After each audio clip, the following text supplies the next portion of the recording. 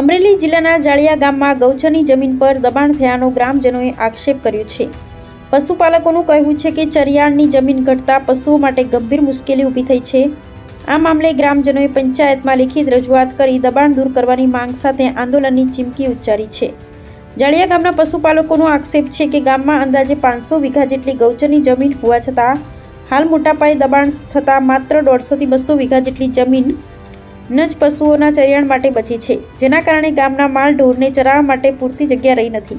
ગ્રામજનોના જણાવ્યા મુજબ ગૌચરની જમીન સોલાર પ્રોજેક્ટ માટે થાંભલા ઊભા કરવામાં આવ્યા છે, જ્યારે આ અંગે ગ્રામ પંચાયતમાં કોઈ અરજી કે મંજૂરી આપવામાં આવી નથી।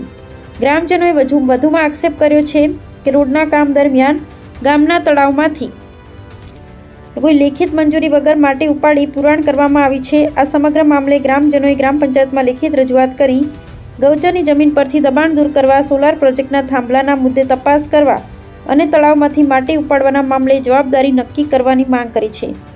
પશુપાલકોનું કહેવું છે કે જાળિયા ગામમાં અંદાજે 1000 જેટલી ગાયો સહિત મોટી સંખ્યામાં માલ ઢોર છે અને ગામના મોટાભાગના પરિવારોનો મુખ્ય વ્યવસાય પશુપાલન છે, પરંતુ ગૌચરની જમીન પર દબાણ થવાથી હવે પશુઓને ચરાવવા માટે જગ્યા બચી નથી।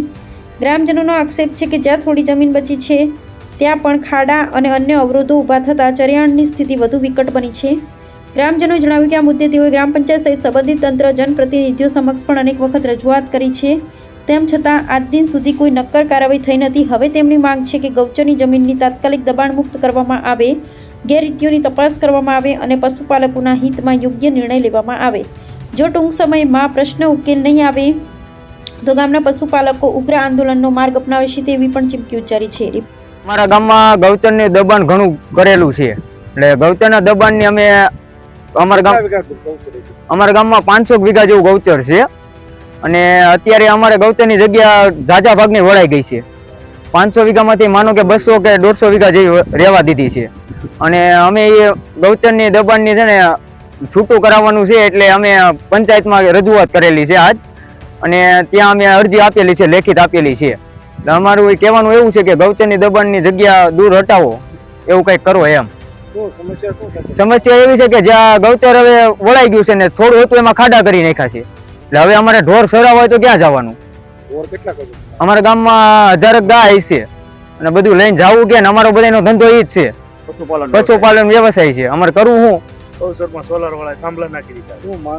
માંગ અમારી એવી છે કે જેમ બને એમાં રજૂઆત આગળ પહોંચાડો અને ગૌચર છૂટું કરાવવાની પ્રોસેસ કરાવો એમ, કે કારણ કે અમારે જવું ક્યાં નકર